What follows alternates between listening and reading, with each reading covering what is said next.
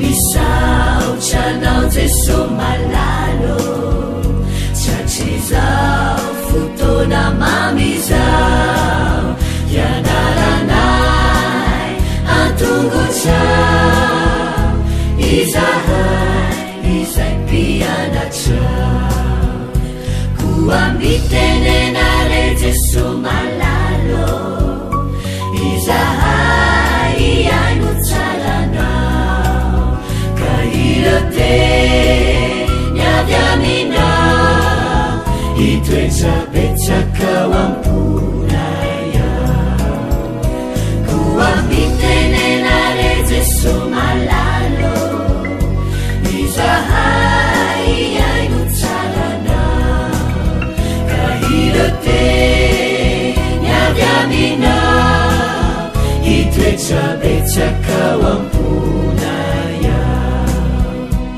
iroteny avy aminao itoetrabetsakao amponaya.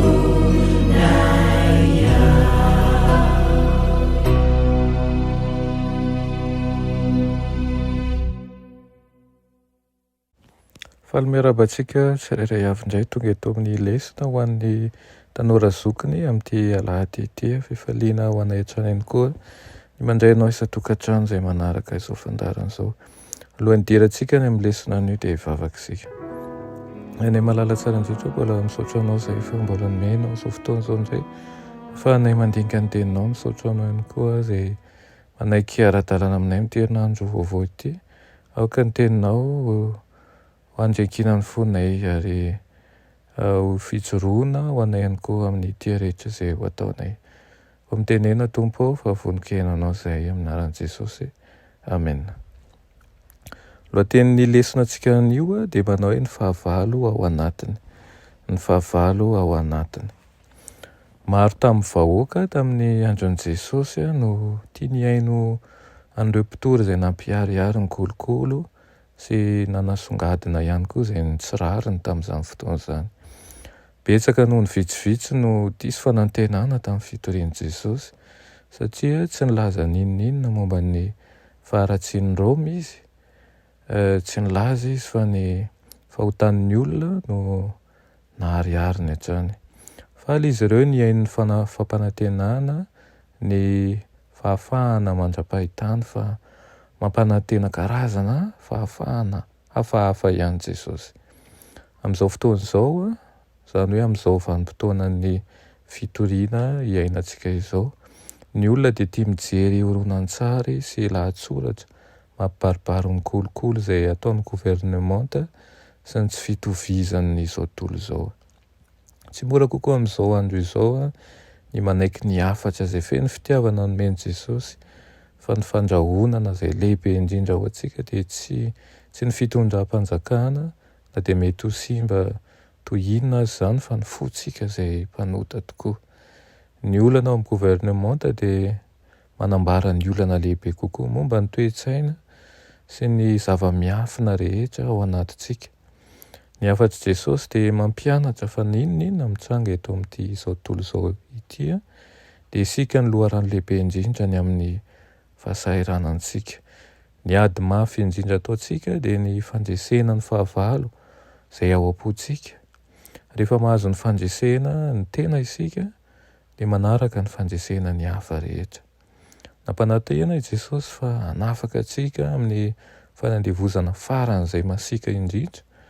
Hoy izy amin'ny Jaona 9:9 manao hoe lazaiko aminareo marina dia marina tokoa izay manota hozy izy dia andevon'ny ota, koa raha ny zanaka no hanafaka anareo dia ho afaka tokoa ianareo.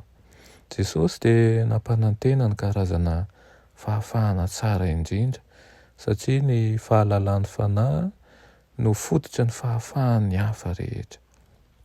Taona maro lasa izay nisy namana anankiray tena nangataka fanampiana tamin'ny fiankinan-donana tamin'ny paraky.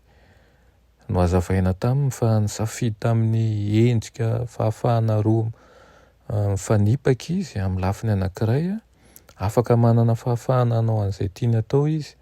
Anisan'izany ny fampiasana paraky isaky ny tiany atao Na etsy ankilany dia afaka nahita fahafahana tamin'ny fatorana feno abibian'ity fiankinan-doha ity izay nanimba amin'ny fahasalamany sy no avy ny ary ny fahasambarana izy.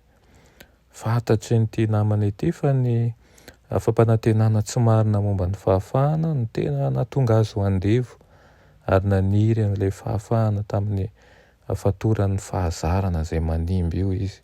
Rehefa niala tamin'ny sigary izy dia nialehibe kokoa noho ny hatramin'izay ny tsikiny. Tsy noho izy salama kokoa fa satria afaka ihany koa ny tao am-pony. Na iza nanampy azy handresy ny fiankonan-doha dia mahafantatra ny alehiben'ny fitiavan'ny olona anankiray rehefa avy nanampy azy ahita fahafahana.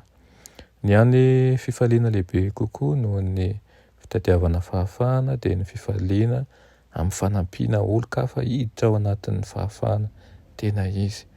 Tombotsoa antsika ny mitoro ny fahamarinan'ny filazantsarani Jesosy izay manafaka ny olona hatramin'izao fotoana izao.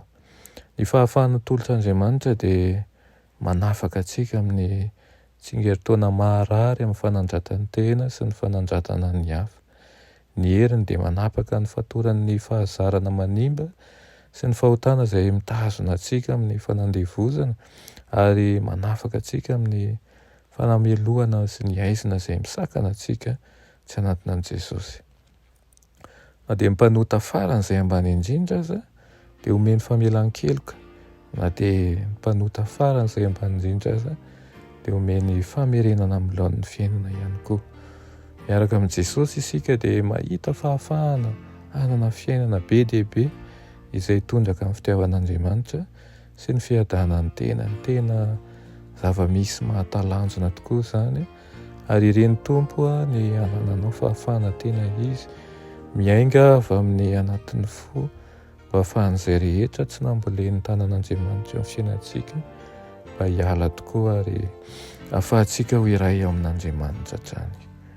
Amen. Hiara hivavaka isika. Rainay malala tsara indrindra mbola misaotra anao izay nohony amin'izany teninao izany. Misaotra anao ihany koa mampianatra anay fa ny fahefahana tena ilainay tokoa dia ny fahafahana hiala amin'ny fahotahanay ary manomboka ao am-ponay izany mba ahafahanay mampiseho ny fitiavanao amin'ny hafa, mampio ny tsirairay avy mba handray ny fahafahana feno avy aminao izay fahafahana marina ary ianao ilay tompon'ny fahafahana ny eo raisina isan'andro mba ahafahanao manavao ny ao anatinay. Amin'ny anaran'i Jesosy. Amen.